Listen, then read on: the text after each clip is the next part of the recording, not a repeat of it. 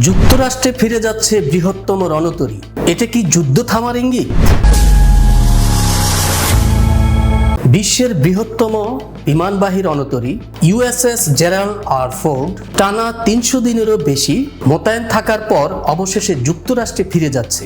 বুধবার ২ মার্কিন কর্মকর্তা জানিয়েছেন, এই রেকর্ড সৃষ্টিকারী অভিযানে জাহাজটি ইরানের বিরুদ্ধে যুদ্ধে অংশগ্রহণ এবং ভেনেজুয়েলার নেতা নিকোলাস মাদুরোকে বন্দী করার মিশনে যুক্ত ছিল।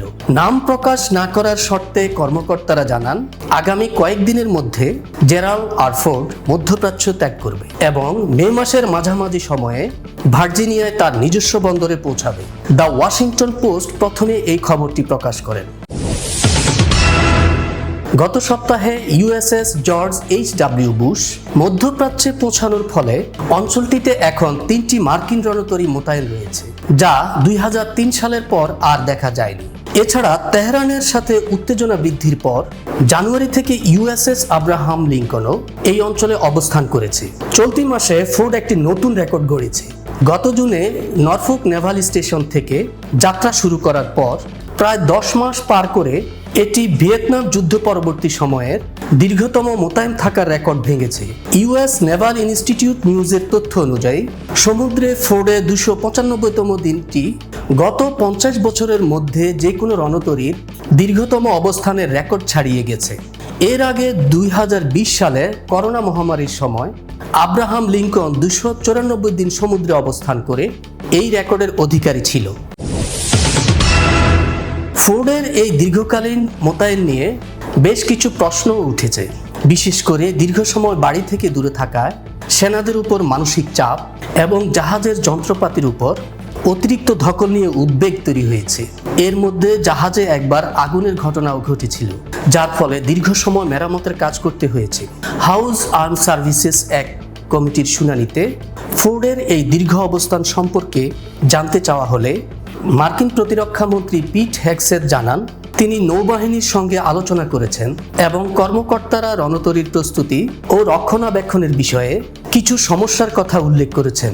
হেগসেথ বলেন, সাউথকম এবং সেন্টকম উভয় অঞ্চলে অনেক সময় জরুরি ভিত্তিতে অতিরিক্ত শক্তির প্রয়োজন পড়েছে।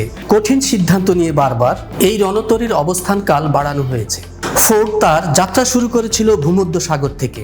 এরপর গত অক্টোবরে প্রজন্মের বৃহত্তম নৌ তৎপরতার অংশ হিসেবে সেটিকে ক্যারিবীয় সাগরের দিকে ঘুরিয়ে দেওয়া হয়।